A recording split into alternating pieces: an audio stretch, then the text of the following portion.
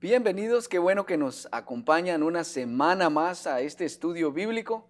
Mi nombre es Luis López, me acompaña mi esposa Sandy y el día de hoy tenemos el gusto de conversar acerca de Hebreos capítulo 5.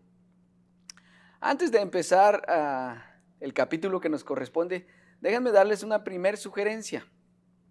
Por alguna razón, el autor de Hebreos se tomó el tiempo de hacer muchas referencias al Antiguo Testamento, de tal manera que hay por todo el libro anotaciones y referencias que yo les recomiendo en la medida que estudian Hebreos, vayan y lean, investiguen.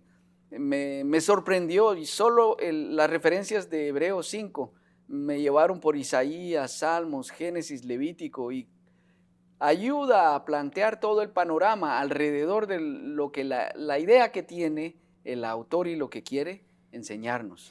Así que, Sandy, ya sabes que una de mis películas clásicas favoritas es Regreso al Futuro, Back to the Future. Y estaba pensando mientras leía por todo el Antiguo Testamento, imaginaba qué fantástico sería hacer un viaje por el tiempo y llegar al tiempo del Levítico, cuando estos sacerdotes recibieron todas estas indicaciones. Qué tremendo, qué diferente. Nosotros estamos tan acostumbrados a la presencia de Dios, tan acostumbrados al Espíritu Santo, solo clamamos y Él nos escucha. No, en Levítico era otra historia. Levítico del 1 al 6 presenta todo lo que los sacerdotes tenían que hacer y era muy exigente. Si el sacerdote pecaba, el sacerdote tenía que hacer algo específico, que lo vamos a ver más adelante. No podía presentar un sacrificio por perdón de los pecados del pueblo, a menos que él estuviera solvente. Había una actividad, había una liturgia, algo que él tenía que hacer de manera perpetua.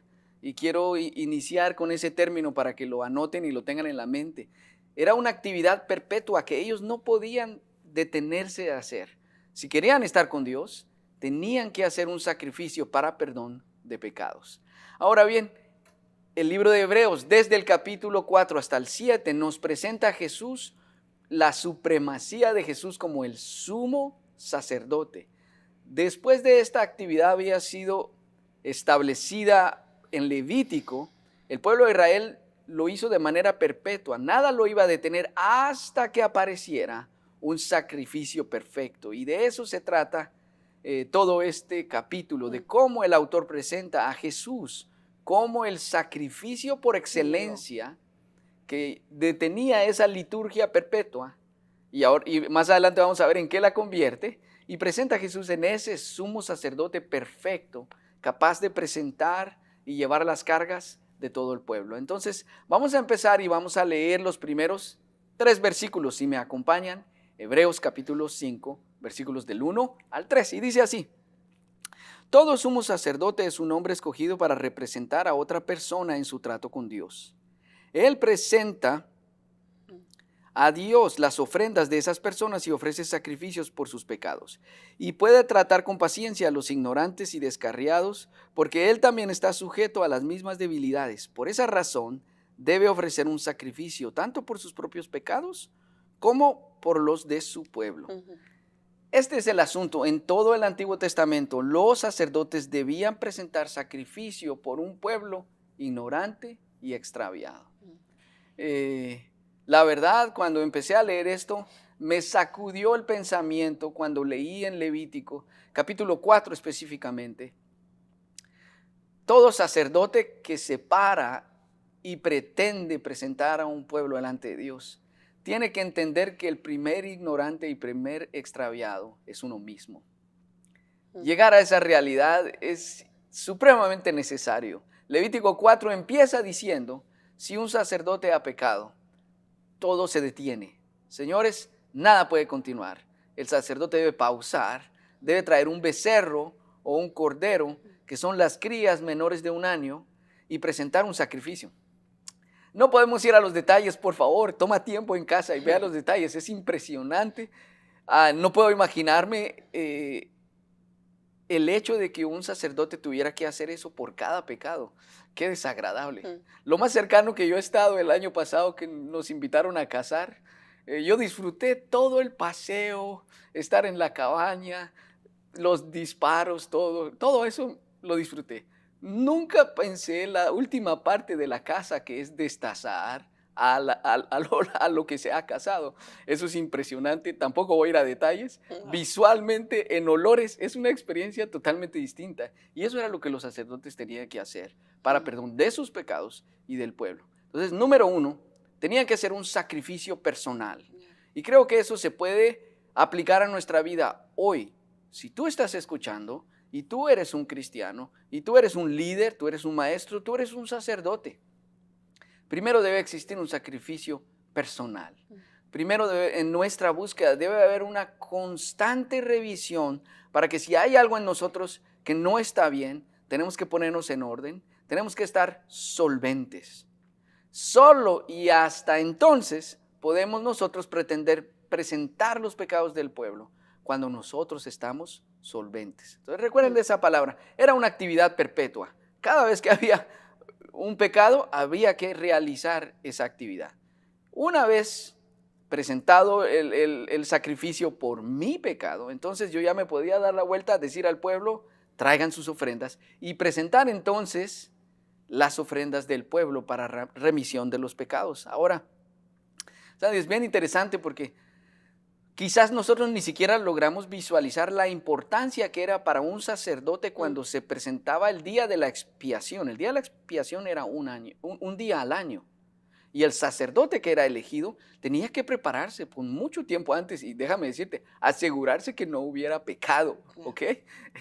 Yo no recuerdo dónde leí esto, estuve estudiando un poco y realmente es como una leyenda que se contaba entre los sacerdotes. Y era que cuando el sacerdote entraba, se le amarraba una campana y un lazo al pie, para que si entraba al lugar santo y había presencia de pecado, iba a caer fulminado o muerto. Nuevamente digo, no hay nada en la palabra, ni Josefo, ni el Talmud, nada de los escritos que nos puedan comprobar. Pero sí hay algo que está escrito. ¿Recuerdas cuando los hijos de Aarón tocaron el arca? Ellos murieron. ¿Recuerdas cuando Zacarías dudó y no creyó la promesa del ángel que iba a nacer Juan el Bautista? Se quedó mudo. Claro, ¿cómo no iban a haber leyendas y fábulas entre los sacerdotes? Porque si no entraban bien, aguas que te quedas mudo, sí, aguas que puedes morir. Entonces, el Mishnah es un documento escrito por los fariseos. Resulta que antes de la destrucción del templo en el año 70 después de Cristo, había una persecución tan fuerte que los fariseos y los que pasaban la tradición oral judía empezaron a pensar, ¿qué pasa si en esta persecución todos nosotros que llevamos la educación oral morimos? Entonces ellos se dedicaron a escribir el Mishnah o Mishnah, que son los documentos en papel de toda la enseñanza oral de la Torah. Y en estos documentos hay una explicación acerca del día de la expiación que me sorprendió, porque dice que el sacerdote que había sido seleccionado para entrar toda la noche anterior, para evitar que cometiera algún pecado sin intención, tenía que pasar despierto, parado toda la noche.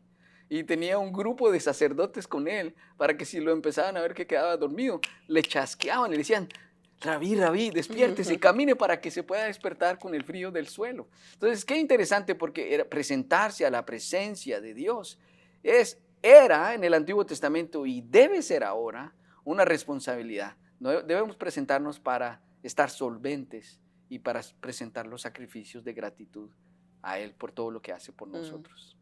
La verdad es que Hebreos se centra en presentarnos a Jesús como el sumo sacerdote. Y este título viene directamente dado por Dios el Padre. No fue algo que Jesús se impuso a sí mismo. Y lo podemos ver ahí en el capítulo 5 de Hebreos, en el versículo 4 en adelante, voy a leerles, dice, nadie puede llegar a ser sumo sacerdote solo porque desee tener ese honor. Tiene que ser llamado por Dios para ese trabajo, como sucedió con Aarón. Por eso, Cristo no se honró a sí mismo haciéndose sumo sacerdote, sino que fue elegido por Dios, quien le dijo, tú eres mi hijo, hoy he llegado a ser tu padre. Y en otro pasaje Dios le dijo, tú eres sacerdote para siempre, según el orden de Melquisedec. Versículo 7 dice, mientras estuvo aquí en la tierra, Jesús ofreció oraciones y súplicas con gran clamor y lágrimas al que podía rescatarlo de la muerte. Y Dios oyó sus oraciones por la gran reverencia que Jesús le tenía. Aunque era hijo de Dios, Jesús aprendió obediencia por las cosas que sufrió. En este fragmento del capítulo podemos encontrar varias verdades interesantes y profundas. La primera de ellas, como venía hablando Luis, el sacerdocio.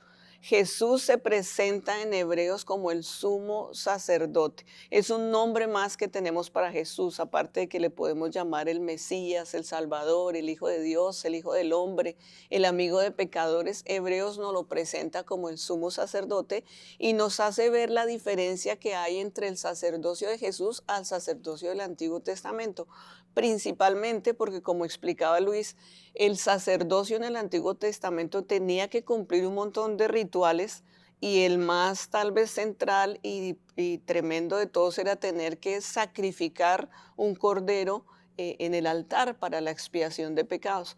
Jesús viene y se viste del sumo sacerdote, pero ya no hay que traer este cordero al altar, ya no hay que traer un animal para sacrificarlo allí, porque Jesús mismo va a ser el sacrificio vivo. Él mismo va a ser el cordero inmolado. Esta es la diferencia mayor, por eso Él es el sumo sacerdote. Esta palabra de sacerdote implica 12 principios o significados principales, llamémoslo así. El primero de ellos, el sacerdocio, significa que es mediador. Así como en el Antiguo Testamento el sacerdote era un mediador entre el pueblo y Dios, Jesús viene y toma la posición de ser el mediador entre nosotros y el Padre. Esa es una de las razones por las cuales Jesucristo muere en la cruz. Jesús no solamente se derrama en la cruz para librarnos a nosotros del pecado, sino que su misión es unirnos al Padre nuevamente.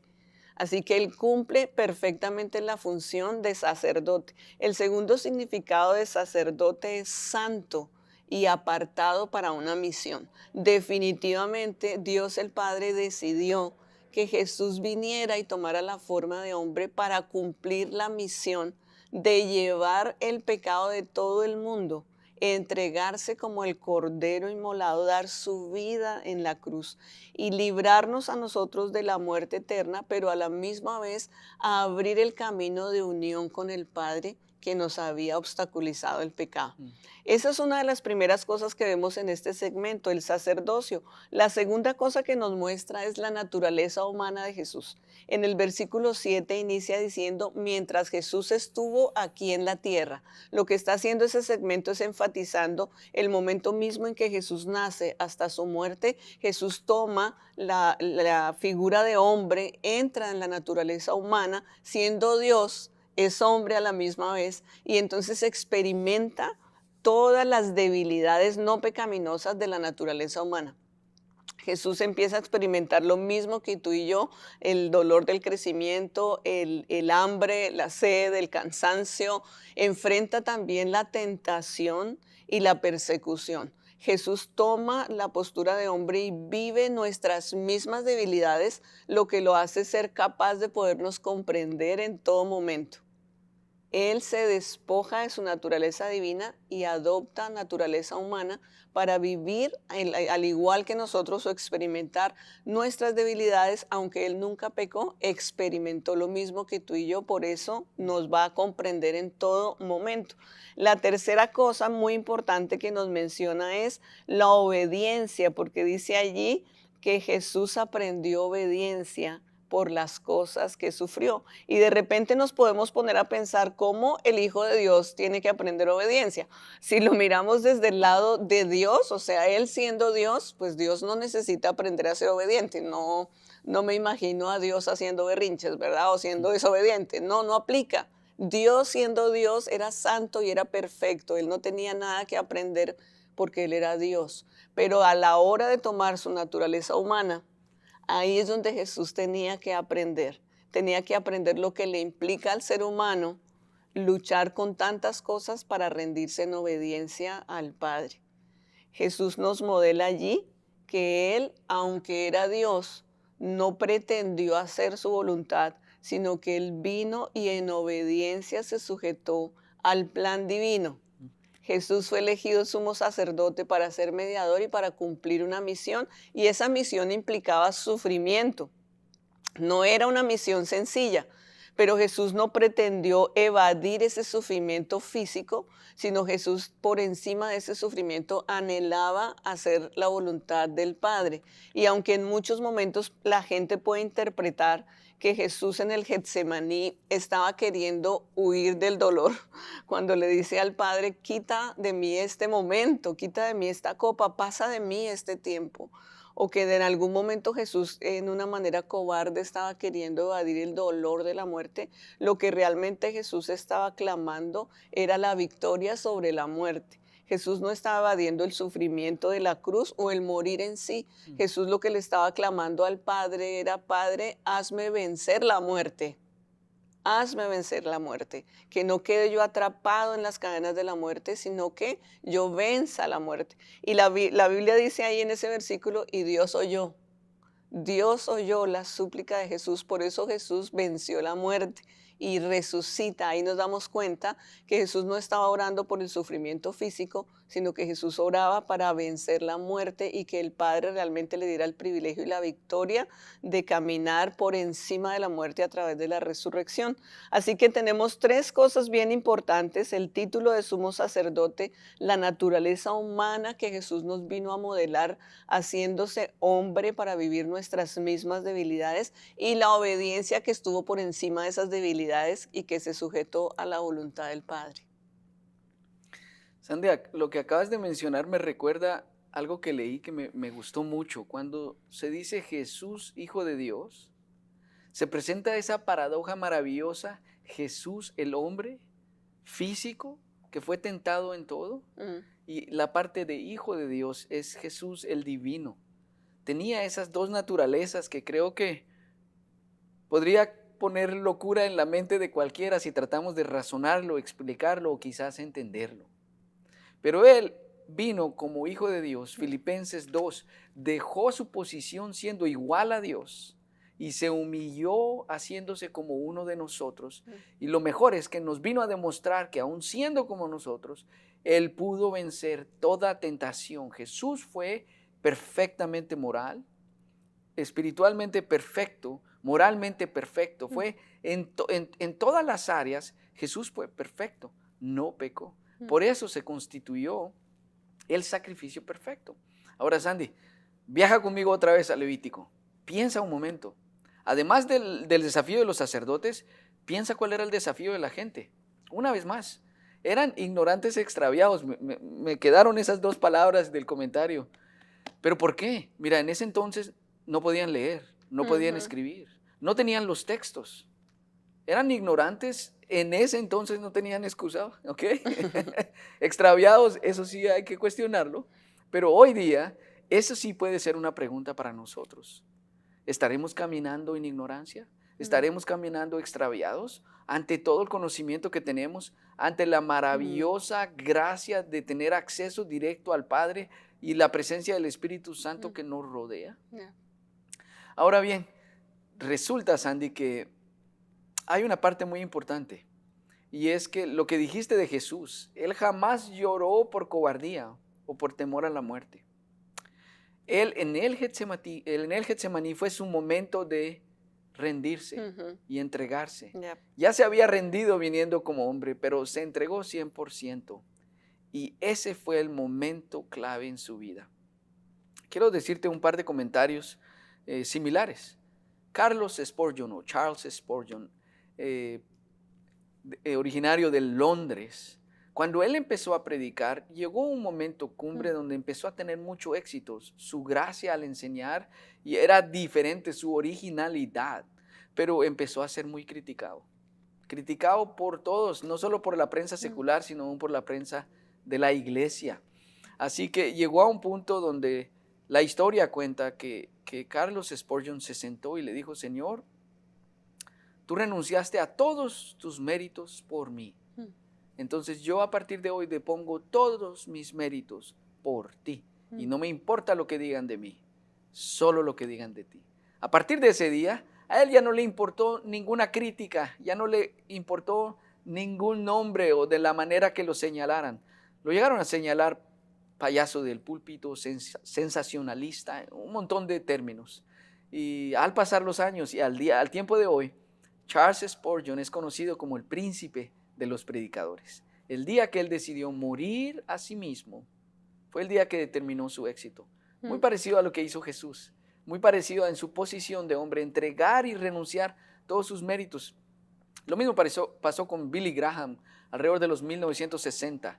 Él empezó a tratar de hacer cruzadas acá en Estados Unidos, unir a la iglesia, fortalecer al cuerpo de Cristo, y empezaron a tacharlo de ecuménico, de doctrina torcida, antibíblica.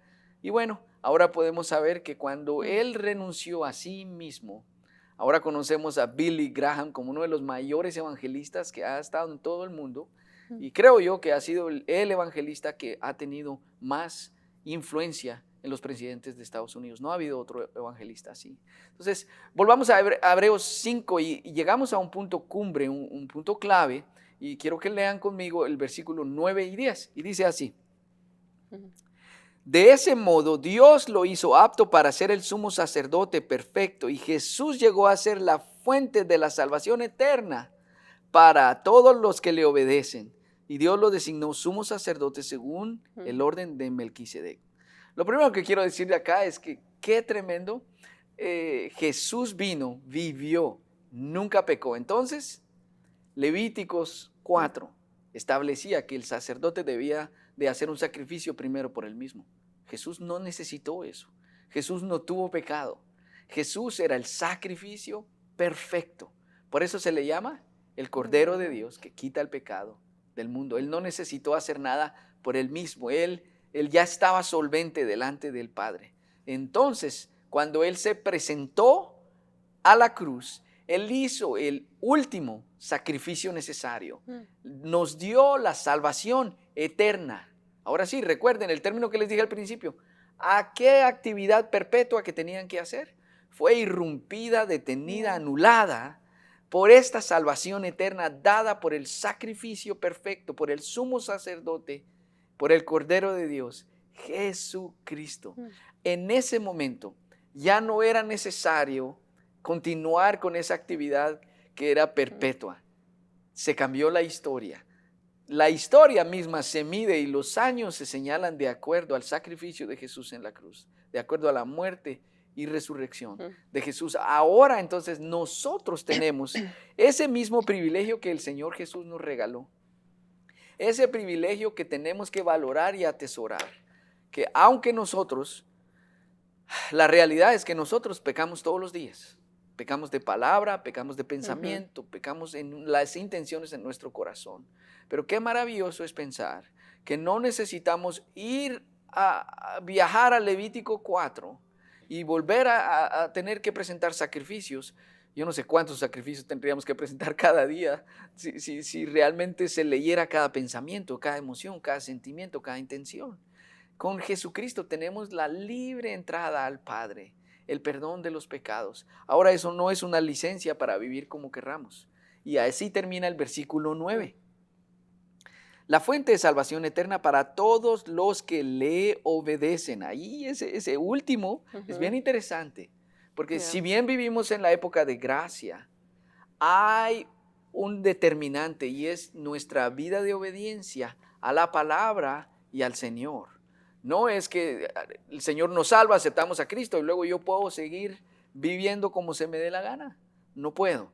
Yo necesito vivir en obediencia a sus lineamientos, en obediencia al sacerdocio que Él nos da y que nos regaló a través de su muerte en la cruz. Ahora bien, los sacrificios que se hacían en Levítico solo cubrían los pecados. El sacrificio perfecto que hizo Jesús quitó el pecado, que quita el pecado del mundo, elimina el pecado del mundo. No había otro sacrificio antes que tuviera la capacidad de hacer eso.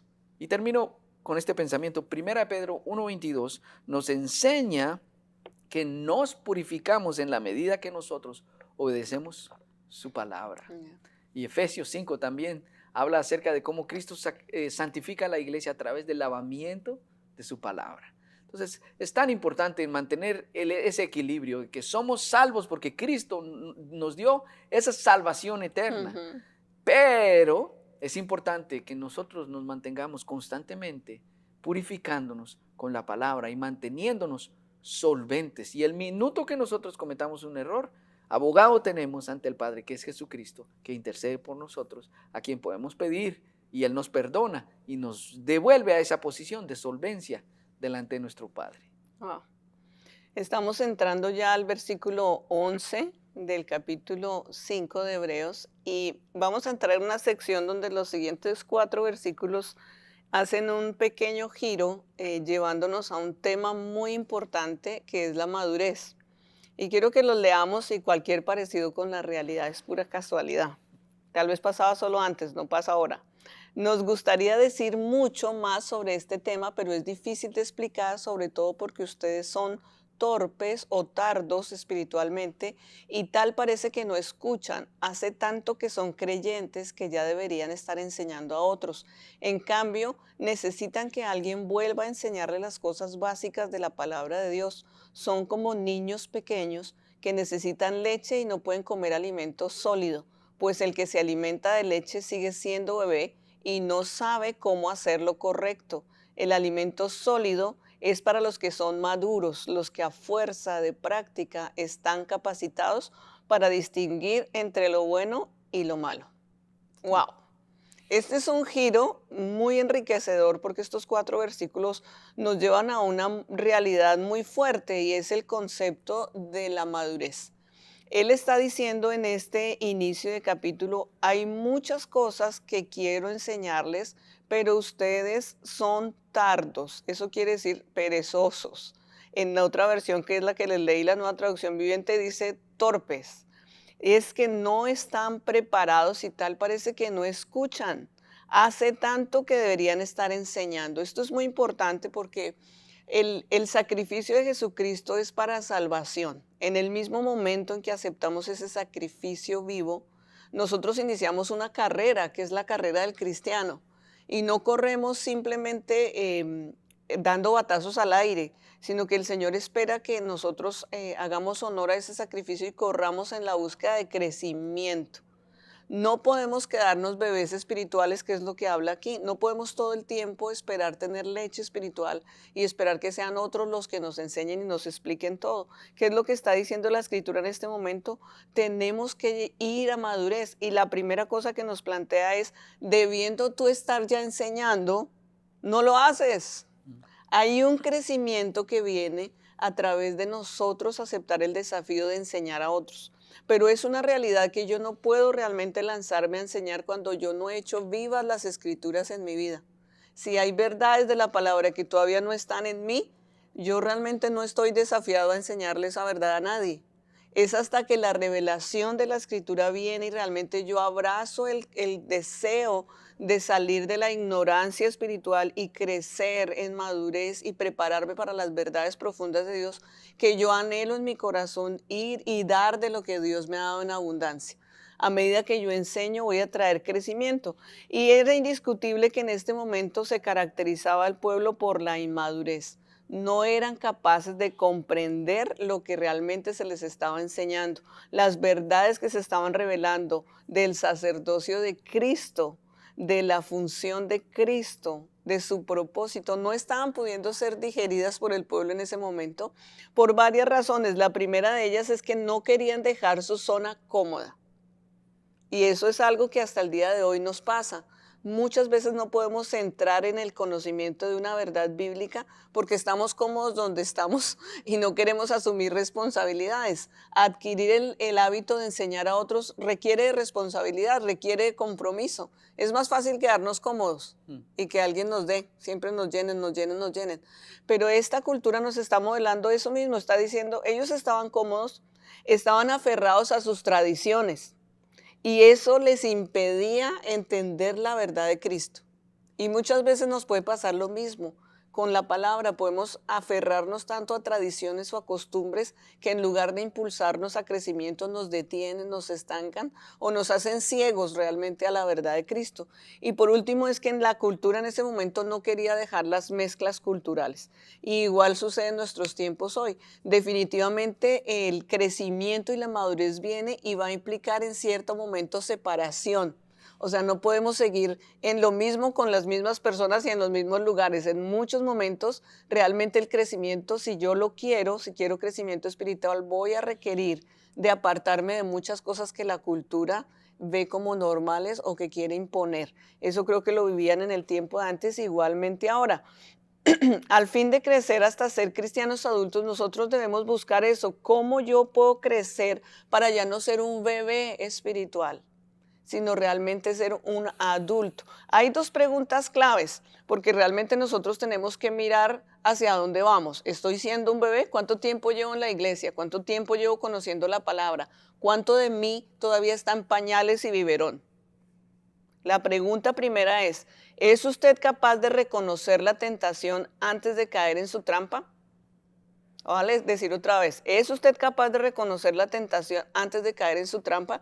Porque hay una tradición que dice siempre, caí en pecado. Y eso hace ver como que la tentación andaba escondida en algún lugar y tú estabas inocente y de repente la tentación vino, te puso zancadilla y caíste en pecado. Y es una mentira, no funciona así. Realmente nosotros somos conscientes que la tentación está rondando y nos ronda por mucho tiempo. El que está madurando espiritualmente empieza a desarrollar discernimiento y entendimiento. Y entonces percibe la tentación y no está cómodo esperando hasta caer en el pecado para luego decir caí en pecado. Sino que el maduro discierne la tentación y huye, se aparta, se rodea correctamente. Sandy, tal vez conviene decir algo que estaba hacia el final del capítulo, pero creo que va con lo que estás diciendo. En la medida que un cristiano madura y se sumerge en la palabra, se despiertan, se desarrollan los sentidos espirituales. Así como nosotros tenemos sentidos físicos, el sentido de la vista, el oído, también hay sentidos espirituales. El Antiguo Testamento dice que se despierten mis oídos como los oídos de los profetas, ¿sí? Que abre mis ojos para ver. Entonces, la madurez y el crecimiento, el pasar de la leche al alimento sólido, incluye que se activan esos sentidos espirituales. Entonces van con lo que dices. Uno está caminando y uno tiene la habilidad de percibir cuando viene una tentación y ya es decisión de uno si sigue caminando o toma otro camino. Ahí entra también a ser elemento importante lo que nos modeló Cristo y es la obediencia. Porque muchas veces percibimos la tentación y sabemos que nos tenemos que alejar de ahí. Lo sabemos, pero muchas veces no obedecemos. No obedecemos esa campanita del Espíritu y decidimos seguir caminando en lo que estamos, decidimos seguir avanzando y no prestamos atención a esas alertas de la palabra. Hay otra pregunta que te quiero hacer y dice, ¿puedes distinguir entre el correcto uso de la escritura y el errado? ¿Puedes distinguir entre el correcto uso de la escritura? Eso sí que es importante. Cuando nosotros adquirimos profundidad en la palabra y madurez, vamos a desarrollar lo que estás diciendo, los sentidos que nos hacen discernir el correcto uso de la escritura. Y en este tiempo eso es demasiado importante porque vivimos un bombardeo de cristianismo mezclado por todo lugar, muchos levantando diciendo diferentes tipos de verdades y aún se están desarrollando nuevas interpretaciones de la Biblia o nuevas versiones modificadas de la Biblia. Y si tú y yo no somos realmente afinados en nuestros sentidos para discernir el correcto uso de la escritura, pues vamos a ser confundidos como niños pequeños. Creo que es muy importante que anhelemos la profundidad de Dios, que anhelemos el alimento sólido. Yo no sé si has visto a los bebés, pero es muy interesante que el bebé cuando está antes de que se puede sentar, toda esa parte que está solo acostadito, él toma la leche feliz. Pero una vez que el bebé se sabe sentar, lo primero que hacemos es que lo sentamos en una silla de comer y el bebé empieza a ya no querer solo leche, empieza a querer la comida que ve en los platos de los que están alrededor. El bebé dice, ya no más solo leche, yo quiero eso que está allí. Y empezamos a darle papillas y cositas suaves que él puede comer para que su organismo se empiece a preparar para digerir el alimento. No le damos de un solo frijol con chicharrón Ujú. porque de seguro su sistema lo va a rechazar y se va a enfermar. Lo empezamos a preparar. Suceden las dos cosas. Hay un anhelo del bebé por el alimento, un deseo de comer otra cosa que no sea solo leche. Y luego también hay una intención de los padres en capacitar ese sistema digestivo para que funcione bien en el momento que se le da el alimento totalmente sólido. Y son los mismos elementos espirituales que nosotros debemos buscar. Debe haber un anhelo en nosotros de ya no tener más biberón, de llegar a una etapa de decir, ya no quiero leche, yo quiero alimento sólido y quiero pagar el precio de esto y quiero preparar mi sistema digestivo espiritual. Porque muchas veces el cristianismo moderno anhela avivamientos, anhelamos los milagros, anhelamos profundidades, pero no nos preparamos para ellas. Y cuando vienen las verdades de la palabra o la palabra nos confronta, no estamos listos para ellas, no estamos listos para digerirlas. Les voy a leer 9 opciones que son muy importantes y si tienes dónde anotarlo, anótalo porque son muy valiosas para ver y evaluarnos a nosotros mismos si estamos dentro del grupo de los maduros o dentro del grupo de los inmaduros. ¿Listo? Número 1, el maduro adquiere compromiso para enseñar a los demás en lugar de ser solo enseñado. Número 2, el maduro deja lo superficial para ir a lo profundo. Número 3, el maduro hace una autoevaluación en lugar de estar todo el tiempo autocriticándose. Número 4, el maduro busca la unidad en lugar de estar metido en el chisme y la división. Número 5, el maduro anhela los retos espirituales, no solamente busca entretenimiento. Número 6, el maduro hace un estudio verdadero y profundo de la palabra en lugar de abrazar el aburrimiento de la escritura. Todo me aburre, no. Busca el estudio verdadero y profundo. Número 7, el maduro tiene una fe activa en lugar de apatía. Número 8, el maduro desarrolla confianza en lugar de desarrollar temor. Y por último, número 9, el maduro se evalúa a sí mismo a la luz de la palabra. No se evalúa a sí mismo a la luz de sus sentimientos y sus emociones. Esas 9 cosas son unas muy buenas pautas para nosotros evaluarnos a nosotros mismos y mirar en qué nivel de madurez estamos. ¿Realmente estamos listos para todo lo que Dios quiere revelar a nuestro corazón? ¿Estamos listos para la verdad de Cristo completa o estamos todavía aferrados al biberón? Qué tremendo, porque si ponemos a pensar, Sandy, qué tan maduros estamos caminando, qué tan maduros somos. Yo creo que en general vale la pena que todos nos revisemos internamente. Y si viajáramos por el tiempo a Hebreos, lo que el autor de este libro leyó, discernió, observó en este pueblo, era que un pueblo que había iniciado en Cristo, Ujú. tenía el conocimiento de la palabra, pero que había decidido de manera personal no crecer, no ir a más. Y es que seamos francos, crecer es complicado, madurar requiere un esfuerzo, no es fácil. Y me encantó la imagen que hiciste porque aun cuando los niños lo ven comer a uno, ellos tal vez ya tomaron su biberón, ya tomaron la lechita, pero cuando ellos te ven comer, ellos te siguen el tenedor a la boca y uno está como, ay, si quisiera darle de comer. Mm. Y bueno, creo que esto no es la ilustración más agradable, pero todo papá sabemos que mientras el niño toma leche, es maravilloso cambiarle los pañales. Cuando ese niño empieza a comer papillas, es terrible cambiarle los pañales. Crecer es sacar de la comodidad. Crecer implica esfuerzo. Mm. Crecer y madurar implica que yo decido, anhelo desde mi interior el alimento para crecer, ser más fuerte y alcanzar más. Quiero terminar leyéndote el versículos 12 y 13 para darte 4 filtros acerca de la inmadurez espiritual. Vamos a ver el polo opuesto de lo que dijo Sandy. Y la verdad, esos 4 filtros me confrontaron mucho y creo que Mm. sería tan importante que cada uno tomemos el tiempo de pasarnos por esos filtros de manera constante. Lean conmigo Hebreos 5:12, dice así: Hace tanto que son creyentes que ya deberían estar enseñando a otros. En cambio, necesitan que alguien vuelva a enseñarles las cosas básicas de la palabra de Dios. Son como niños pequeños que necesitan la leche y no pueden comer alimento sólido, pues el que se alimenta de leche sigue siendo bebé y no sabe cómo hacer lo correcto. El alimento sólido es solo para los que son maduros. Entonces, esta es la situación. Cuando nosotros nacemos, no tenemos dientes y está recién nuestro cuerpo formándose. Entonces es necesaria solo la leche. Eso tiene todos los nutrientes y no necesita un proceso de digestión. Pero conforme vamos creciendo, tenemos dientes y nuestro cuerpo ya tiene otras demandas, necesita otros nutrientes. Entonces ya necesitamos la comida sólida, ya necesitamos usar esos dientes, ir por el proceso normal de digestión para poder crecer.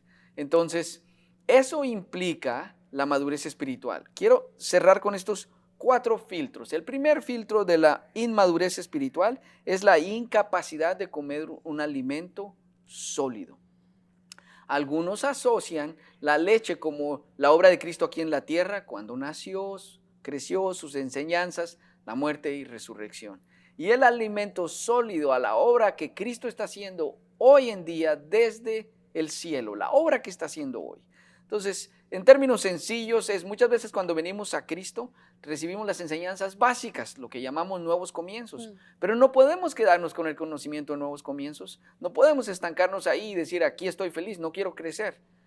Ese no es el propósito de Dios. Cualquier papá que no ve crecer a su hijo después de 10 años va a estar con el pediatra. ¿Qué pasó? Ni va a dejarlo a 10 años, pero cualquier papá se preocupa si un niño no crece. Entonces, número uno, ¿será Perdóname, que yo...? no ¿Sí? solo los papás se preocupan, los niños mismos. Yo creo que la mayoría de nuestras casas tiene alguna pared marcada con lineecitas porque los niños anhelan crecer y todo el tiempo están desesperados por ver si están más grandes.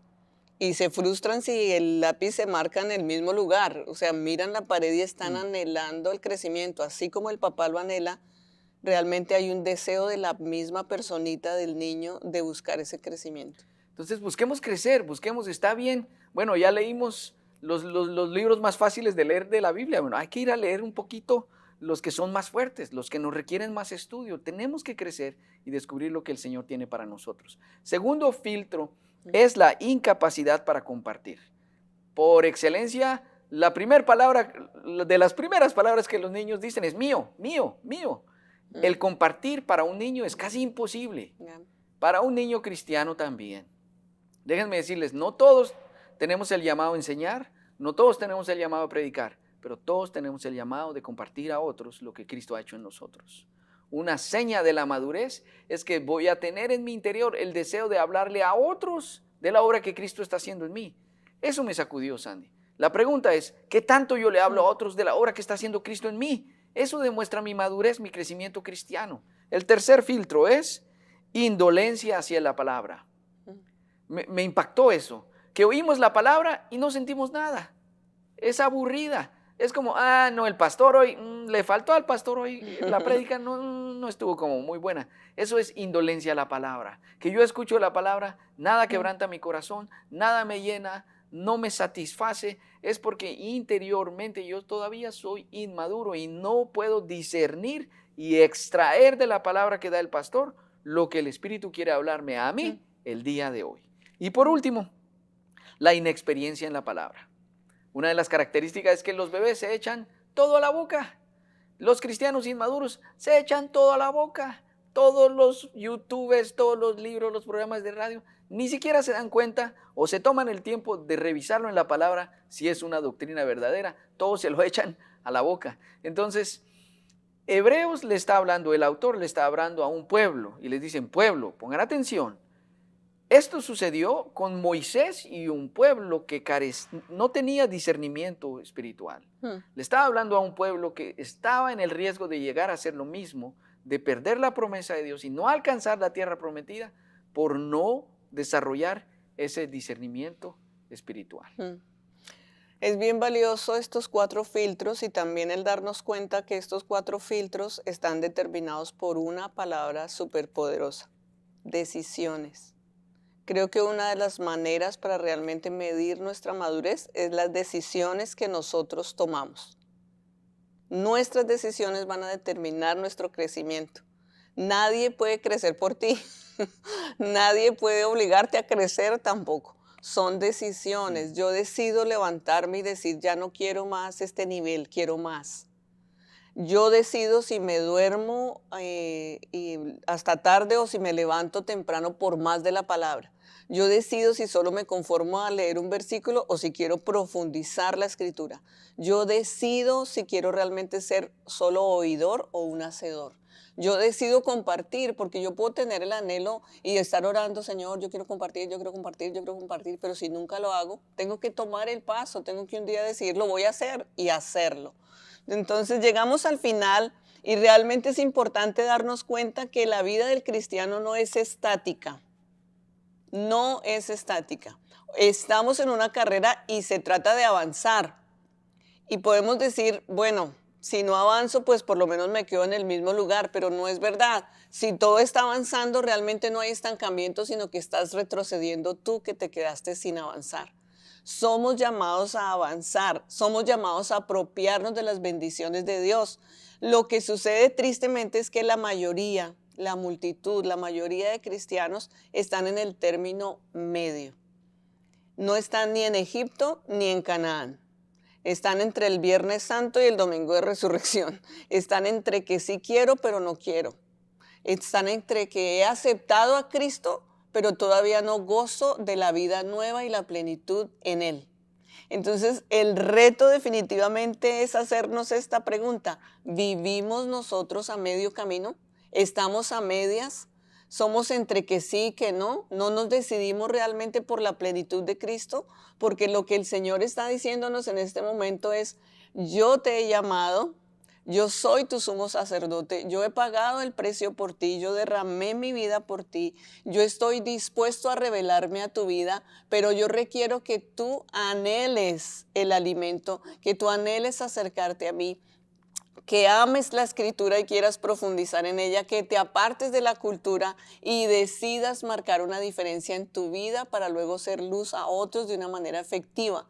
No podemos estar dejando atrás Egipto, pero realmente nunca entrando a la tierra Mm. prometida. Mm. O peor aún, caminando nuestra carrera hacia la tierra prometida, pero mirando hacia atrás, anhelando Egipto. No Mm. se puede. Es tiempo de tomar decisiones y correr hacia el cambio. Mira tus áreas personales, mira qué cosas Dios te está hablando hoy y qué cosas Él está pidiendo que tú cambies, que tú madures, que tú te ensanches, que crezcas. Porque en aquellas cosas que Él te esté hablando, solo quiero decirte con todo mi corazón, obedece y toma acción. Porque Dios quiere revelarse a tu vida en una manera distinta y necesitas estar listo para digerirlo. Así que les agradecemos este tiempo que han estado con nosotros. Quiero terminar con una oración. Les recuerdo que los siguientes 2 capítulos, el autor todavía describe un poquito más la función de Jesucristo como Mm. sumo sacerdote, pero quiero hacer una oración. Tal vez tú has estado escuchando estas palabras y tú has vivido como en la época de Levítico. Tal vez tú has estado haciendo cosas pensando que eso te va a hacer salvo. Tal vez has estado haciendo actividades pensando que eso te hace agradable delante de Dios. El único sacrificio Mm. perfecto y eterno es Jesucristo. Quiero hacer una breve oración para que tú recibas ese regalo y recibas la salvación eterna a través de nuestro sumo sacerdote Jesucristo. Di conmigo, Padre Celestial, recibo este día esa salvación obtenida por Jesús en la cruz. Limpia todo pecado y preséntame solvente y ayúdame a vivir esa nueva vida. Y para ti, que ya estás en Cristo, quiero dejarte este desafío. Es importante que anhelemos crecer, que anhelemos salir de la leche espiritual a buscar la vianda, el alimento sólido, que no nos detenga, que podamos anhelar la Mm. palabra, compartir a otros y lograr alcanzar el llamado personal que el Señor tiene para ti. Muchas gracias por habernos acompañado. Los esperamos la próxima semana estudiando el siguiente capítulo de Hebreos. Que Dios les bendiga. Bendiciones.